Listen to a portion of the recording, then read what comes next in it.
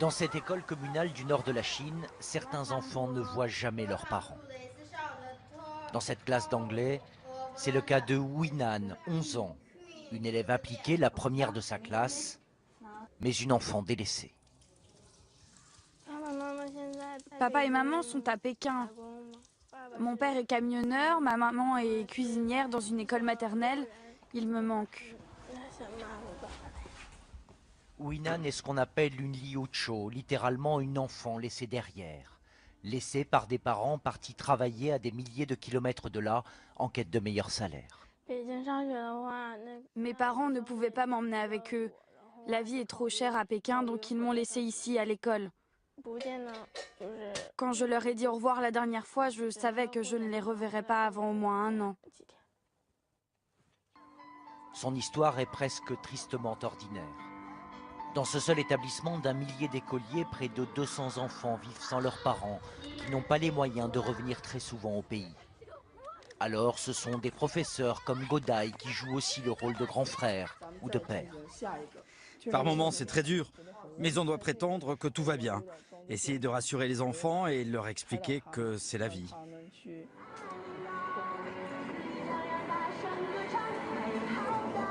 Cette course à l'économie a des conséquences incroyables. Un petit Chinois sur 5, c'est presque la population française, vit sans ses parents, partis à la ville, beaucoup pour travailler en entreprise. C'est un des grands enjeux de société auxquels la Chine doit faire face aujourd'hui.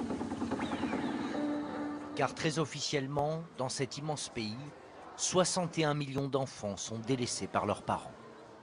Ceux qui ont de la chance sont élevés par des grands-parents. C'est le cas à Susong, à l'est de la Chine. Ici, au milieu des rizières, dans ce village de 200 habitants, on ne croise que des personnes âgées ou des enfants. Les adultes, eux, sont tous partis. La vie au champ ne nourrit pas une famille.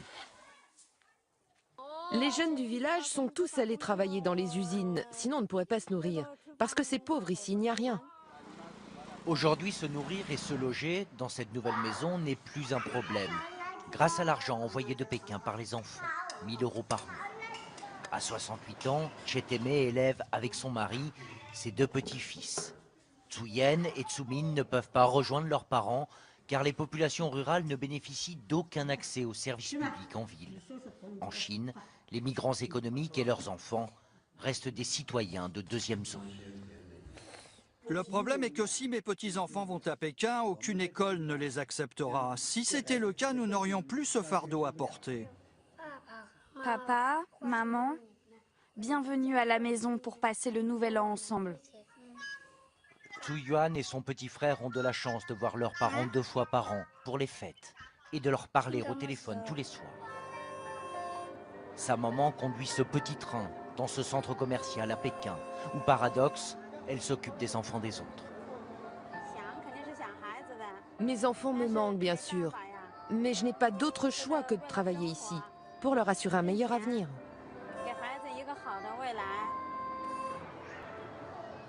De longues journées, un appartement de 20 mètres carrés qu'elle partage avec son mari électricien. Elle a 29 ans, lui 32. À eux deux, ils gagnent l'équivalent de 1 500 € par mois, le salaire moyen à Pékin, et envoie plus de la moitié pour les enfants. Ça m'a fait du mal de quitter mes enfants. Mais si je peux gagner de l'argent ici, ça vaut le coup. Je n'aurais pas abandonné mes enfants pour rien. J'espère qu'ils ne nous en voudront pas. On n'est pas les seuls dans ce cas-là.